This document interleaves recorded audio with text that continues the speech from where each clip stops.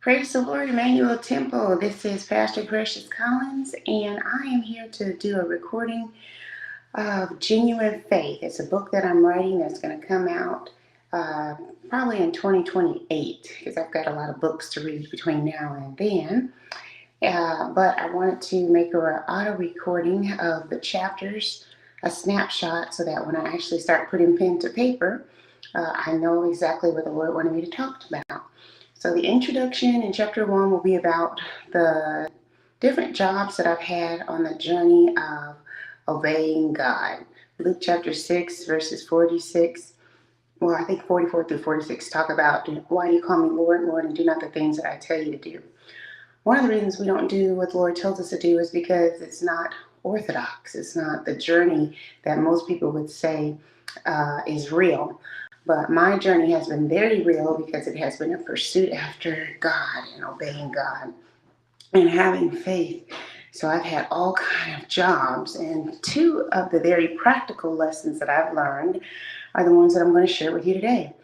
The first one is how to uh, keep yourself employable, and that has to do with picking up a broom.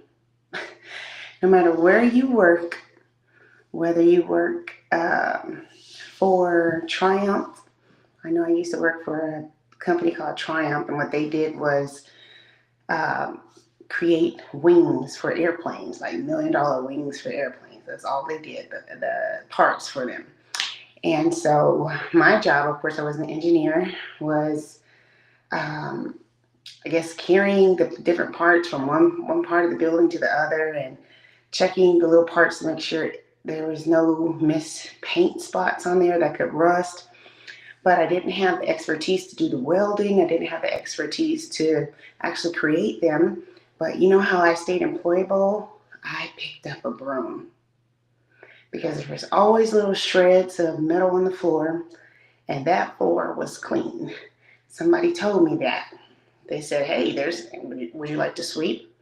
And while other temps were let go, I was able to stay because I was willing to sweep. So regardless of what job you are in, um, I know part-time now, they're not even guaranteeing hours. Pick up a broom and start sweeping. There's always something on the floor that needs to be cleaned up.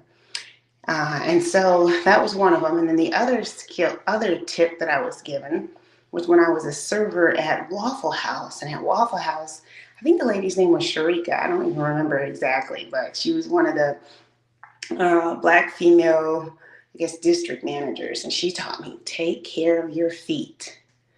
Because a lot of us would buy those Walmart shoes, the work shoes. And then she would say, hey, you're not going to be able to have longevity if you don't have the right shoes for your feet. But that would be, at that time, that was a really big investment to buy expensive shoes, especially if you're making, for me, it was $2.13, I think, an hour plus tips. So take care of your feet. Make the investment of buying you some Aces shoes or the memory or insoles or whatever, the Nikes, the really expensive shoes that will help your feet to last. Because guess what? No matter what you do in life, if you take care of kids, if you're preaching the gospel, if you're whatever you're doing, if you have to be on your feet for any amount of time, you need them not to hurt. So don't be trying to get those fancy, even if you buy heels, they have orthopedic type of heels. Take care of your feet, okay? And pick up a broom. So those are my tips for you today. Some of the jobs that I've had so many different jobs, you guys. Just the Lord has just allowed me, kind of like if you've ever watched Scrooge before, when he went to sleep and had that dream, and he got to go and see what it was like for people who were in a totally different socioeconomic class or were poor, and he got to see something that was totally different than his lifestyle. So the Lord has taken me on a journey where I've done so many different things, working for temp agencies, I remember I used to have a job where, the Bright Smiles, I think it's called, it's like where you paint your teeth with this product and it keeps them white. Well, the boxes that they come in have to be assembled, and then the little tubes have to go in each box. I was on an assembly line with the tubes going in each box, and so I know what that's like. I know what it's like to, forget the other thing we were doing, something with lotion bottles, having to make sure that the bottles are filled up with lotion. And that was like a multi-million-dollar business there. So many different jobs I had with temp agencies. I've been a school bus driver, which is probably my favorite job. I've been a teacher. I've been a licensed teacher. I've been a tutor, a camp tutor, camp counselor. I've been a curriculum writer for the engineering program. So if you can write, that's also a tip too.